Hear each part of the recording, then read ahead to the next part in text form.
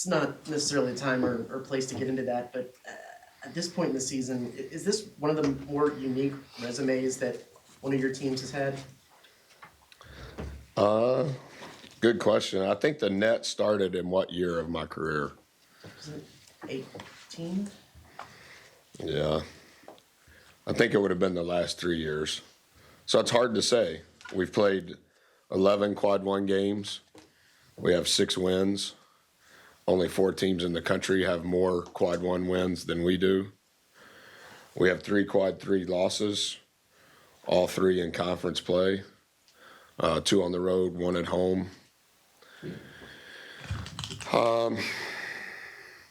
It's hard to know. You used to not have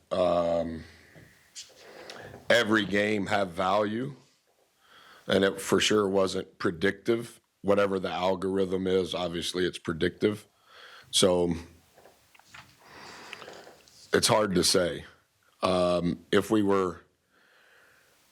played the non-conference schedule that we played last year and we were 6-6 at this point, would we have a chance? No. Are we in the field as of today? Yes. Are we in the field because we're 6-6? Not exclusively. I think we're more in the field because only 2 teams have played more quad one games. 4 teams have won more. So I think 11 of the 25 games being quad one, I think that matters, but that's because every game has value. I think you'll see a lot of the Thanksgiving tournaments probably going by the wayside. Some of that's already happened since the net started because you can't control who you're playing. It worked out for us. Playing Iowa State on Sunday was huge. Playing Florida Atlantic on Friday was huge. But that was based on beating Penn State, who was a quad 3 as of now. Maybe it turns into a quad 2. But it's a liability to schedule those when you don't know who's going to be in them, and you schedule them 5 years out. So that's also a little bit of the problem. Every tournament that we've played in thus far, we signed the contract in the first 6 months that I was here. So I think that's why you're seeing a lot of teams kind of create their own tournaments so you can kind of play who you think that you need to play. And then also some of it is like Memphis. I would have never thought they would be quad 3, but their best player got hurt. So that's changed their team. So Ohio State was on the line of being a quad 2 until they beat Purdue yesterday. So that's huge. Winning at SMU, when it happens, you know it's a good win. You don't realize that it's going to end up being a great win. So it's hard to know because it's only been, I guess, 2 years of data, 2 years of complete data. But we have 33% of the conference play left, with some quad 1s, some quad 2s probably, some quad 3s probably.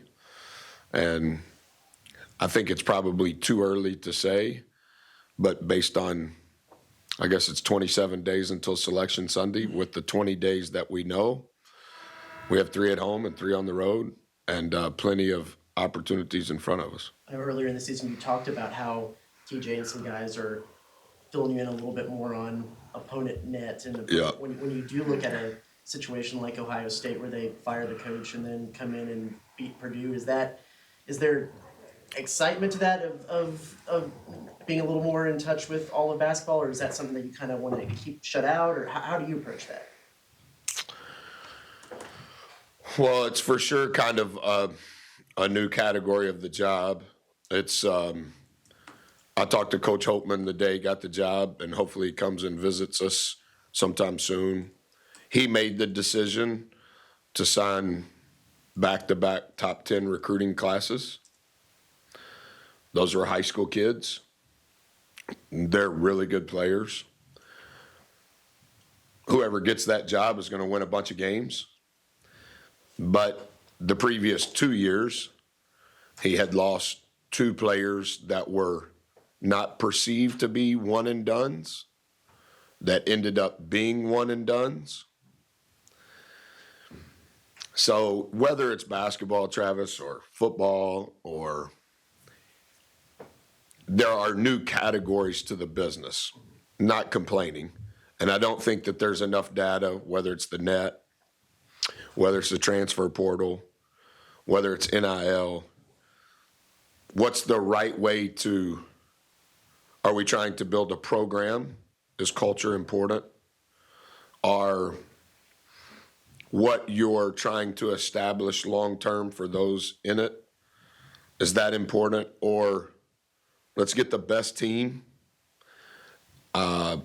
through free agency, however it works, and let's win as many games as we can right now, no matter what that is, and then reassemble at the end of the year and try to see how to do it again. So I think every coach has a different thought. Personally, I think every administrator probably has a different thought. And there's no conclusive answer. I think it's probably based on per institution. Maybe some of the conferences come into play on that. Like, I don't think that the Southland Conference is probably thinking of this in the same manner we are. That's not wrong or right. But where is all this going? Like 2 years from now, what is it going to be? Who's going to be in the tournament? Who's the governing body? How's it going to work? I just think there's no true hard answer. And so everybody's probably doing what they think is best at that moment in time. I apologize. I mean, exciting about coach losing his job, but just exciting about seeing. Yeah, but I think, and I've said this to you. I said this when the transfer portal started, and then 6 months later when NIL started. I think the next 5 years, and we're approaching the 3rd year mark, that there would be more coaches hired, fired, retired in all sports in those 5 years than any 10-year period ever. And if you base it on the 2 full cycles and football from the 3rd cycle, it's on pace to be more than ever. And you sit in football, hey, we need to fire this guy for whatever reason, and let's hurry up and hire somebody before the portal begins. And some of that's happening in basketball too. And when are the portal windows going to change? How long are they going to be? They're trying to figure out the calendar. When can you recruit? When can kids come on visits? A lot of the rules in the past are somewhat archaic to the model we're now working under. So it's hard to say. Buzz, you made clear that your feeling is all the games have the same value. Is there a difference in the sense of urgency? Yeah, maybe so. Maybe so. I think when you play LSU in game number 1, you're hoping to win, you're wanting to win, you lose, and then you lose at Auburn, and now you're 0-2, and you're like, geez, we got to get going. I don't know that a coach would necessarily say that any game is not urgent. And I think from a value standpoint, I understand some are quad 1, quad 2, quad 3. I understand that. But the value of you win a quad 1, that's huge. But I don't know that it's any necessarily different than the value of losing a quad 3. So does the urgency change based on the time of the year, based on previous results? Maybe, but I don't necessarily think that a coach necessarily thinks of it differently. There's an Arkansas player, Khalif Battle, did not play against you. What number is he? He's number 0. Yeah. Did not play against you on the first game. He's been playing, he was scored a lot early, and then I think he had 18. But anyway, having 0 on that team, any thoughts about him, and does it change the way y'all might have prepared for them this time as opposed to. Well, I don't think number 3 had played the 2 games before we played him, and he played really well against us. Number 2 played against us, but hasn't played much since. Number 11 didn't play much against us, and he's their second leading scorer and second leading offensive rebounder. Number 8 started at the 5 for us, but number 11 didn't play the last game, but number 2 did warm up at Mississippi State, but wasn't in the book. So we did in the first game, and we will again today. We'll present the roster depth chart a little different than we normally do because there has been some volatility with their injuries and things of that nature. Number 0, how many minutes did 0 play against Mississippi State? 4? I think 0. I thought I had 18 in the last game. I have to look that up. Number 0 or number 3? 0. Actually, I'm asking this because the writer up in Arkansas asked me to ask you about it for his store, but 0. What is their Texags called? Hog Wild? He's with the Arkansas Democrat newspaper. What's his name? Bob. Oh. Yeah, very well known, isn't he? Yeah. Yeah, I know who you're talking about. I think at SEC Media Day, year number 1 for me, I think I offended him, and I've apologized a few times since. Like you stand on the thing, and everybody's just out there. You've been there. Yeah. You were wearing a polo shirt in year 1, and he was. Yeah, and he asked something, and I didn't know he was from Arkansas. And you know how you're supposed to say your name and where you're from? And so I think he just took the mic and started talking. So I was like, "Can you tell me where you're from?" I think it bothered him. So I was. Look up the last. Look up the box score. The last one in there. Yeah, 34 minutes. 34 minutes. Mississippi State. Number 0. 0. Yeah. Okay, then how many did number 3 play? 3 was out there. It says 35 minutes. Correct. Number 3 and 0. One was 35 and one was 34. Yeah. Yeah, both of them are good players. Both of them are ball guards. Both of them force help. 12 shot 28 free throws against us. They shot 40. Yeah. So what is the health of their team? Who's going to play? It's hard to know, but we want to be prepared for all of them. Since we're having fun here, I'll admit to a little confusion at the end of the first half. One of the most fun things in basketball is launching the crazy shot from down the court or something. Wade dribbled it out. I was going to ask you why he did that. Well, Seconds left. I subbed 4 in. I think it was 1.7 seconds. Right. And so we have, we call them full court plays, like the plays that you would think. But our full court plays, Brent, are based on time. If there's 7 seconds or more, this is a full court play we would run if we didn't have timeouts. If it's between 5 and 7, we call it 4 and 7. We would run this. If it's less than 4 but more than 2, we run this. All of it involves 4. The problem, I think we were down 14 at half.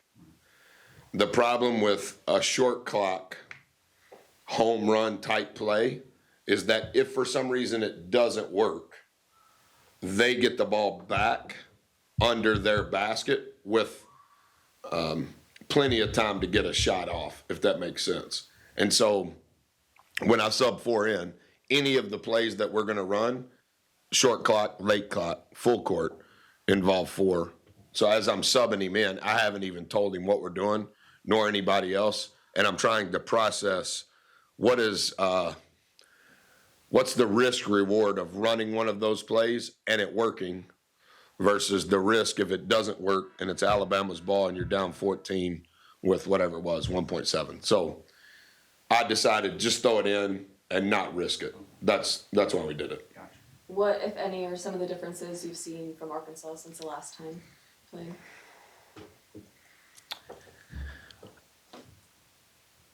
I would say categorically they're similar. Really good at forcing help, really good at getting to the rim. and top 10 in the country at getting fouled. And so, how can we defend the ball, keep the ball in front, not get in rotation, and amidst all of that, not give them points at the free throw line?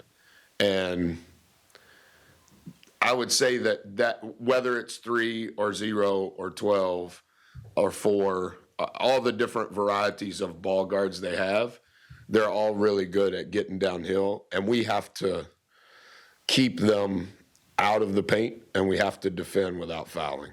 I think they scored 23 points at the rim, and they scored 31 points from the free throw line. Almost half of their points came from the free throw line. And I think all of their free throws, I think they made 31. All of their free throws came from 2 players. So keep the ball in front and don't foul would be a big step. Do you feel like y'all are a different defensive team this now from when you were the first time you played? A little bit. We play without Henry. I don't think Henry's our best defender, but he does give us some physicality. And you probably remember this. That's the only time we've had multiple players foul out. Wilden's fouled out in 16 minutes. Solo fouled out in 18 minutes.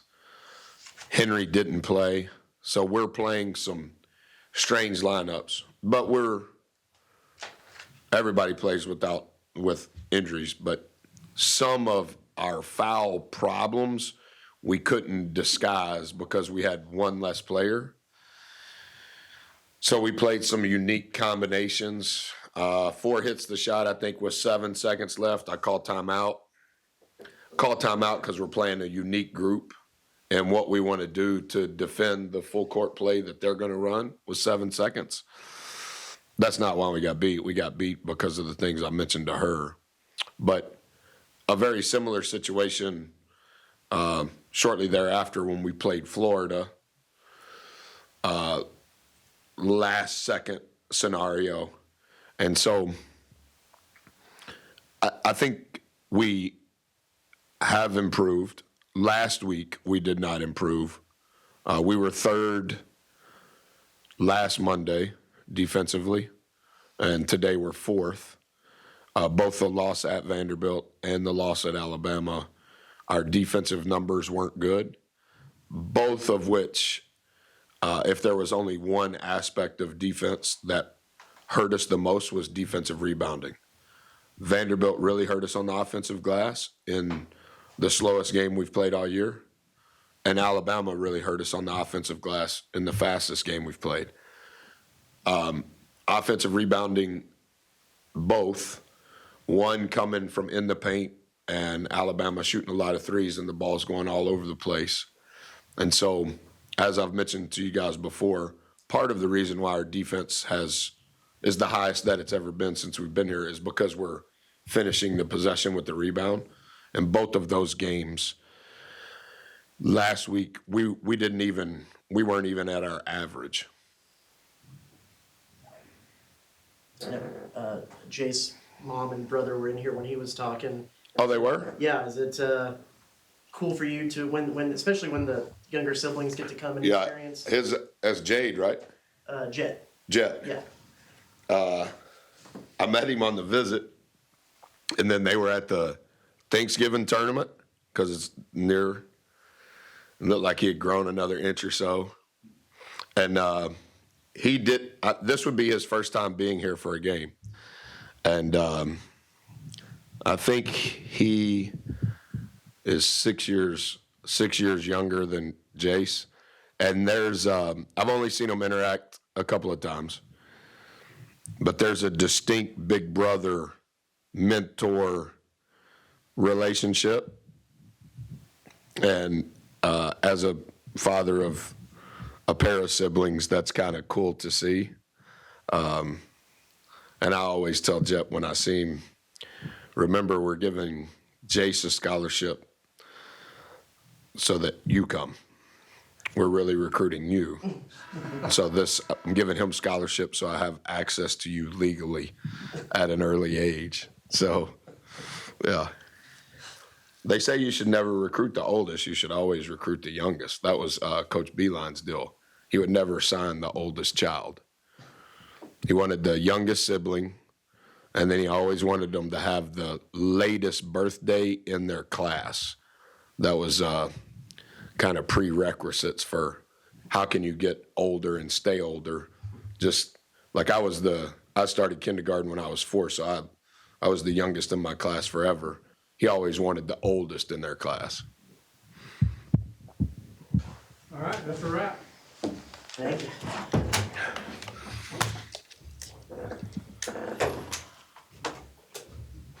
See ya. Okay,